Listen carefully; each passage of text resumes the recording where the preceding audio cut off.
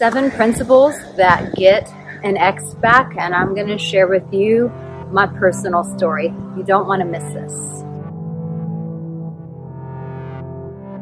Well, hello and welcome, and we're going to talk about getting your ex back if that's what you really want. Now listen, this is not an easy thing to do. I think that some people, when they come to me and they're like, help me get my ex back, they think this is going to be some microwave process, and it does not work out that way. But listen, I'm going to open up and I'm going to share with you my personal story.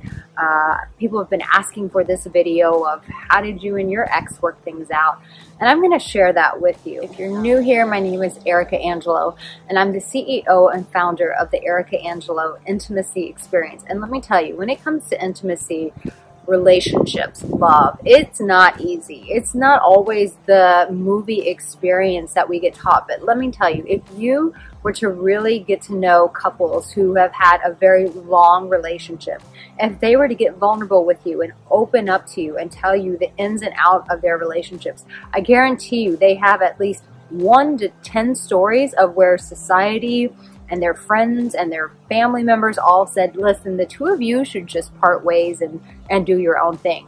But those people chose to work through it. So we're going to talk about, like, how do you work through it with an ex? Now, if you're like, you know what, Arica, I'm just single and I'm just trying to learn just in case I get myself in that boat, then if you are single, take that attraction quiz, because that will help you as a single in your journey. So this one you might already know, but this is something that is very important and it's monumental. And that is give and keep space. That's the first thing that you want to do. You guys have to have some space.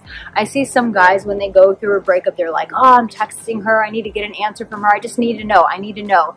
And that sense of urgency and invading her space is what will kill things. And if you're a girl watching this, like, same thing. If we're invading our ex's space, we are not giving them the time and the space and the ability to be able to process what's going on inside of them. So when me and my ex broke up, there was just some circumstantial things going on that we just could, I know I'm being very vague, but there are other people involved, and so I want to protect those people because they didn't sign up for this YouTube life. I did, and so I'm trying to protect them, but there were some outside people that were involved, and so yeah, we had some issues where there were not enough boundaries in place. There was a lot of stubbornness in place, and it drove us apart.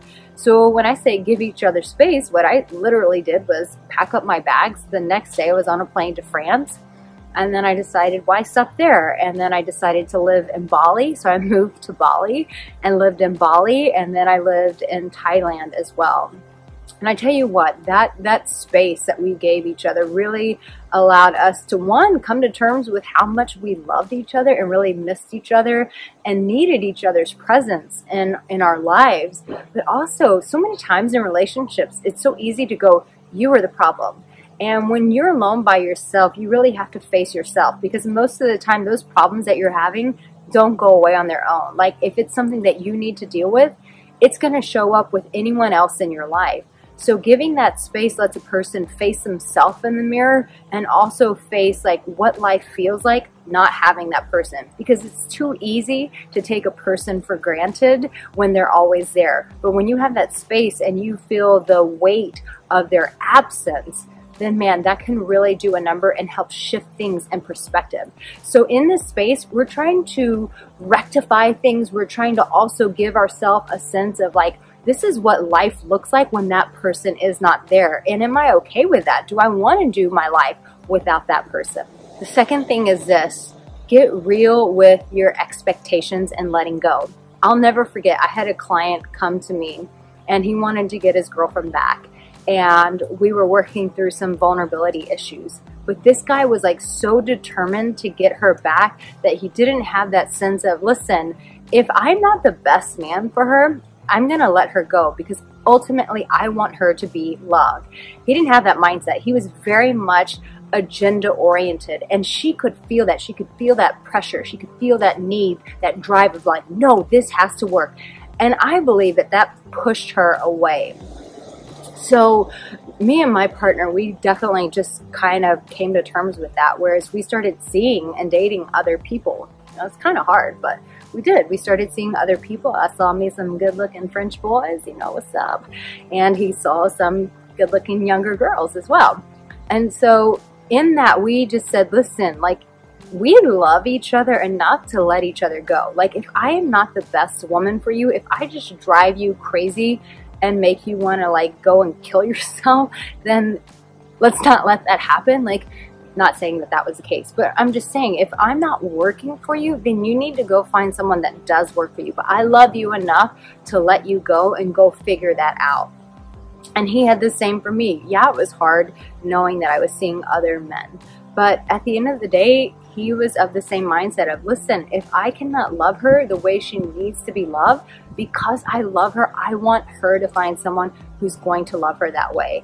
And there is a sense of surrender in that. And that part, I have to say that that is the hardest part, is surrendering that person over to love and saying, if I am not the most loving individual for that person, I don't want to make them miserable for the rest of their life. So I choose to love them enough to let them go. And I personally have had to do this. I shared with you guys a story of one of my breakups, and it was just like, I wanted that person to find what worked for them, and they wanted the same for me, and it resulted in us actually just letting each other go. And he has found a beautiful relationship, and I have my beautiful relationship. But that is what true love is. True love is saying, I'm not selfish and I'm not desperate. I'm willing to let you go and be loved the way that you deserve.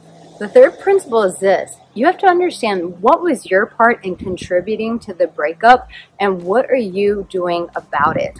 That is not easy. It's so easy to look at our ex and go, you know what, they were not good at this, they were not good at that.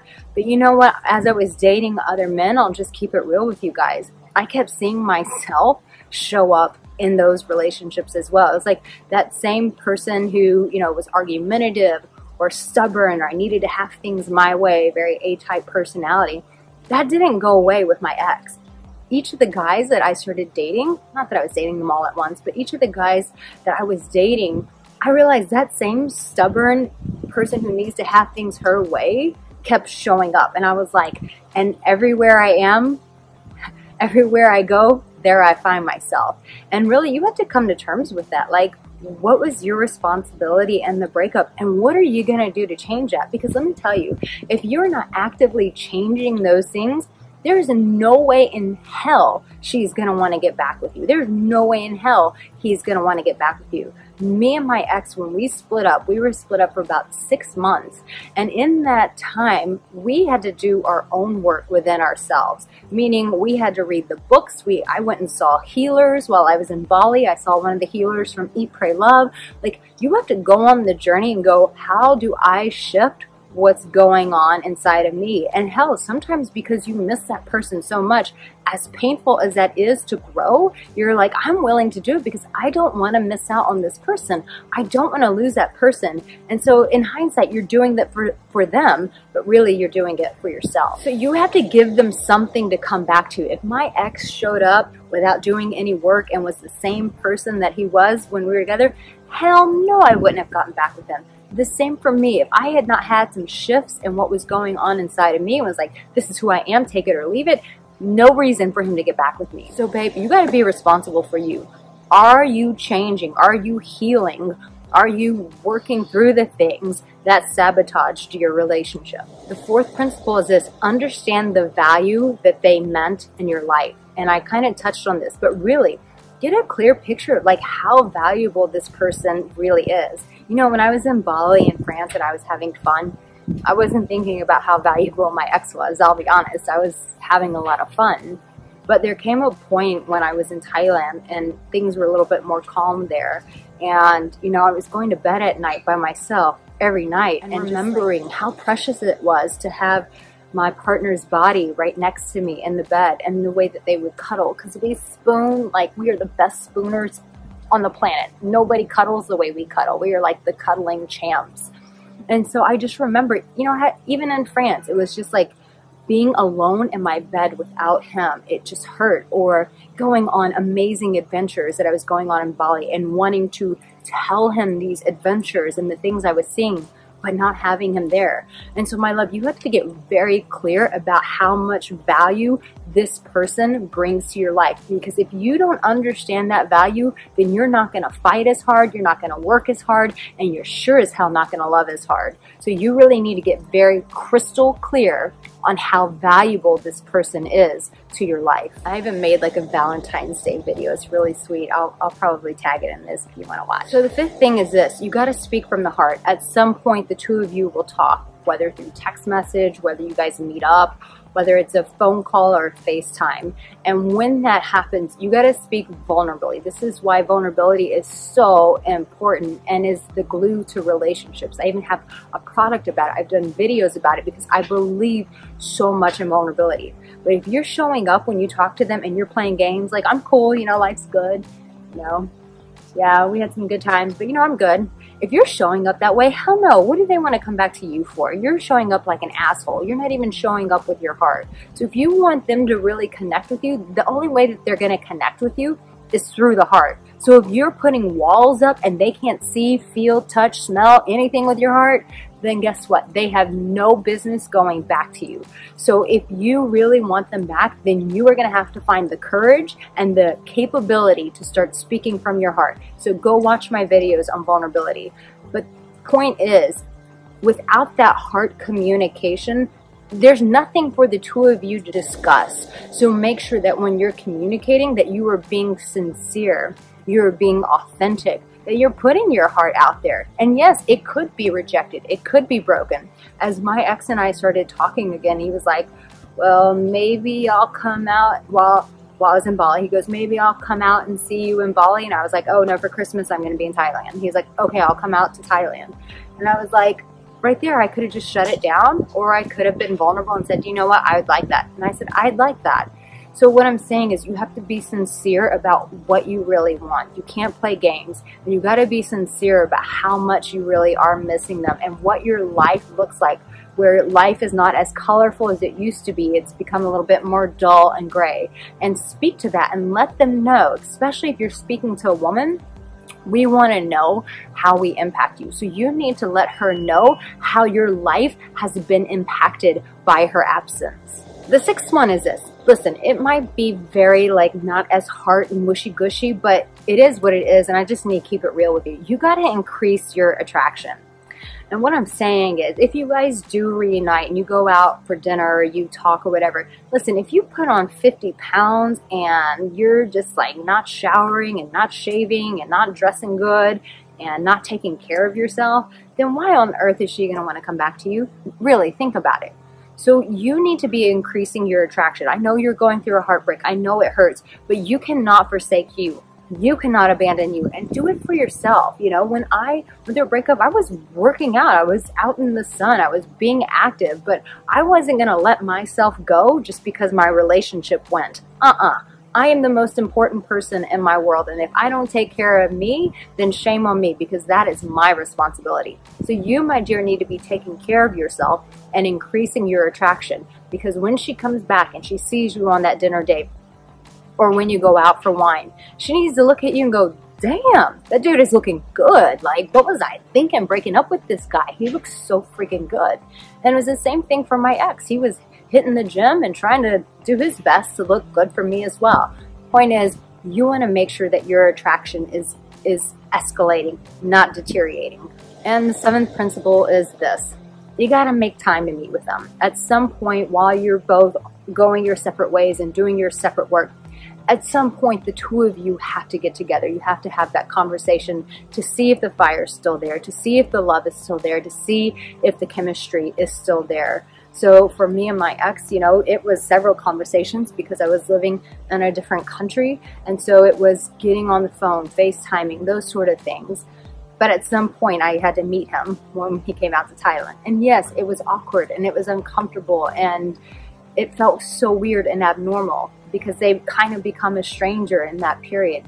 But it still needs to be done. You still need to have the conversation. You still need to make the time to reconnect and see if there's a future there. So in the comment section below, let me know which one of these spoke to you. And if you are having challenges with getting back with your ex, then make sure that you apply for a coaching session with me.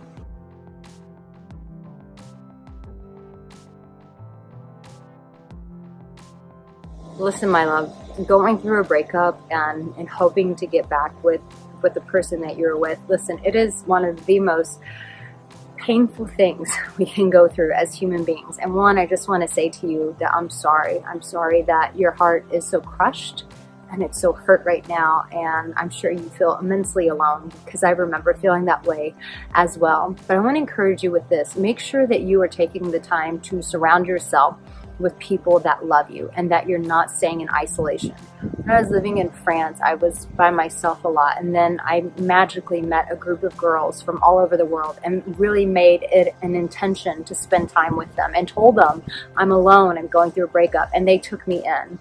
And the point is that you need community in this. And so isolation is your worst nightmare. It is your worst enemy. So if you get anything out of this, I want to encourage you, don't do this alone. Find a community, reach out to your friends, but whatever you do, don't lock yourself up in your house between you and Netflix or watching YouTube videos. You need human interaction. You need people in your life who are going to encourage you and love you and give you that motivation until you and your ex are able to work through things. So know, my dear, that you are loved and that you have what it takes. I'll see you next time.